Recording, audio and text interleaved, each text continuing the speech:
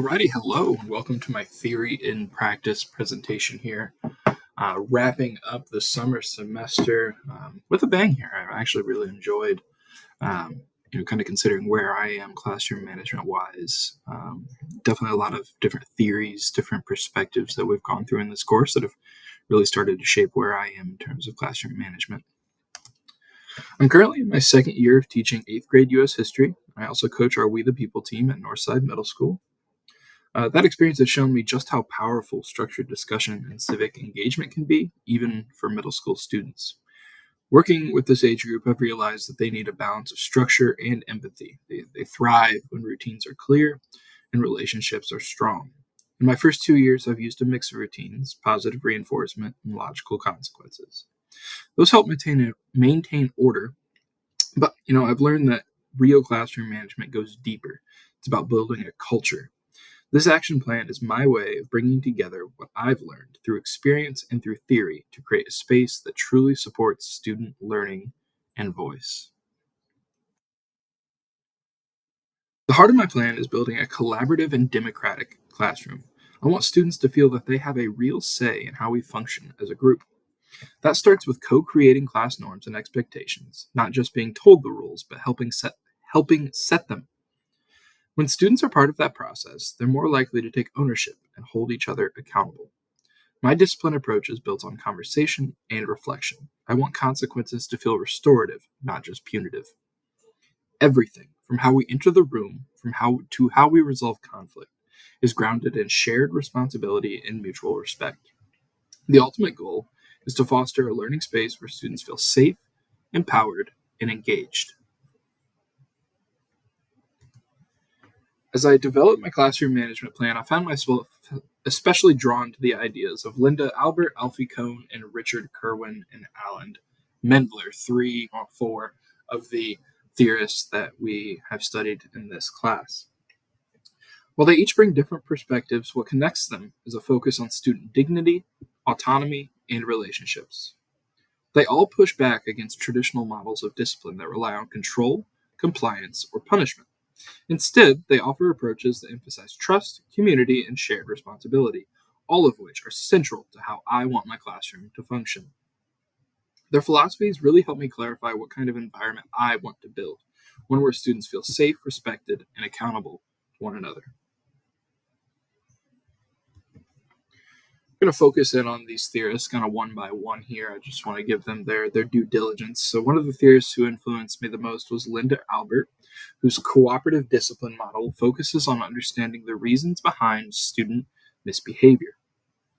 Instead of using punishments or rewards to control students, Albert encourages students to look at what the students are trying to achieve, whether it's attention, power, or avoiding failure, and respond with empathy and structure. One idea that really stood out to me is the quote that Albert considers it essential that all students connect, meaning they initiate and maintain positive relationships with their peers and teachers. This perfectly aligns with my belief that classroom management begins with strong, respectful relationships, not just rules. Look at Alfie Kohn here. Alfie Kohn's work really challenged a lot of my assumptions about classroom management before I had taken this course. He pushes back against these traditional models that are based on control, especially systems built on rewards and punishments. What I found most powerful was his belief that teachers shouldn't do things to students, but rather work with them to solve problems. From the text that all of these theorist outlines come from, Charles writes that he, being Alfie Kohn, has roundly criticized discipline programs again that do things to students rather than involving these students in resolving their issues. This idea resonates deeply with my approach, as I want my students to feel like they are part of a learning community, not a compliance system. Kohn reminds me that classroom management is strongest when students have voice, choice, and a sense of shared ownership.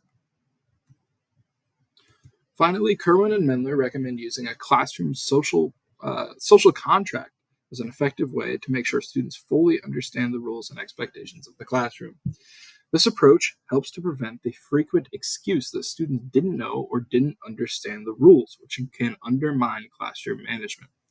What I appreciate most about this method is its democratic nature. It actively involves students in the creation and reinforcement of the classroom norms.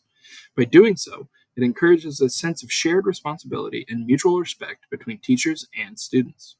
This partnership not only clarifies expectations, but also promotes a more positive and accountable classroom environment where everyone feels invested in maintaining order and respect.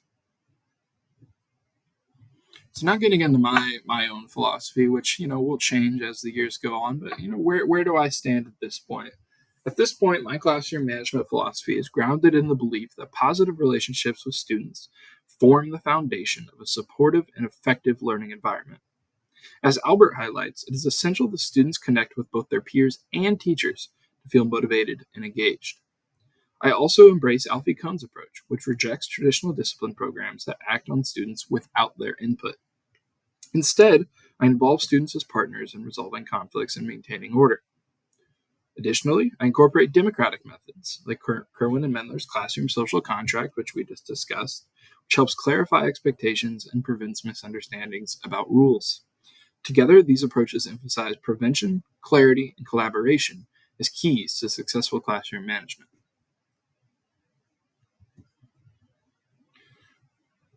Create a respectful and accountable classroom culture, which is my goal in this current philosophy. I need to focus on building genuine connections so students feel valued and motivated to participate positively. Drawing from Albert's work, these connections foster a sense of belonging and dignity, which all three really emphasize as important. I want to avoid punitive discipline models and instead prioritize collaborative problem solving that gives students a voice in maintaining classroom norms. By implementing clear, co created rules tested through a social contract assessment, as Kerwin and Mendler suggest, I ensure students understand and take ownership of expectations. This mutual respect and shared responsibility support both individual student growth and an environment where effective classroom management thrives. We're going to get into some strategies here. I've decided to separate my concrete, specific classroom strategies into proactive strategies and responsive strategies. So we're going to start with proactive here. To proactively manage my classroom, I begin that by involving all students in creating a social contract that clearly outlines our shared expectations. This helps build a sense of ownership from the start.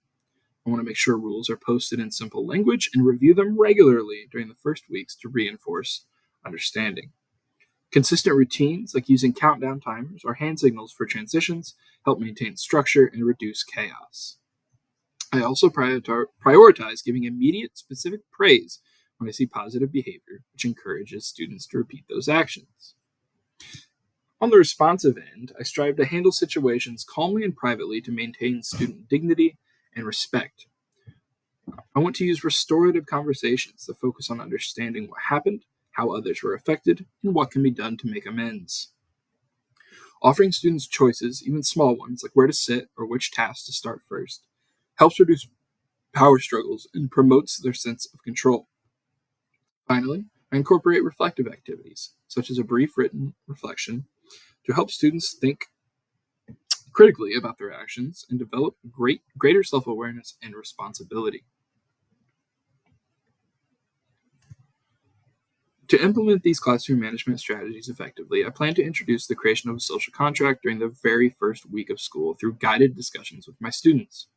Modeling and practicing routines daily will help them become natural habits, reducing confusion and disruptions.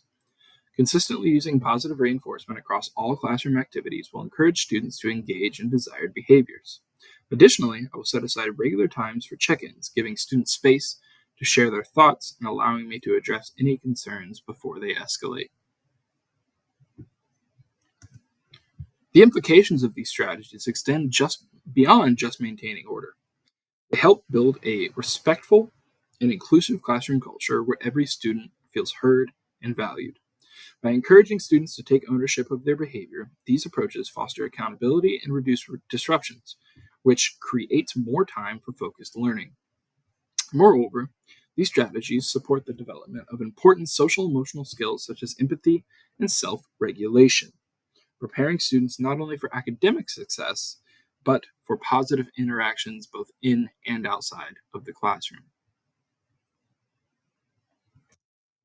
So, some final thoughts and takeaways, not only related to this project, but to the class, as a whole. This has been a sprint course, a lot of content very quickly.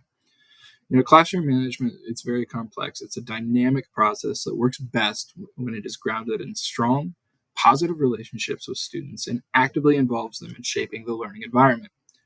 This course has exposed me to a variety of theories and strategies, each offering valuable insights that can be adapted to fit the unique needs of my classroom. By blending proactive techniques with responsive interventions, teachers can create a balanced and respectful environment where students feel supported and motivated.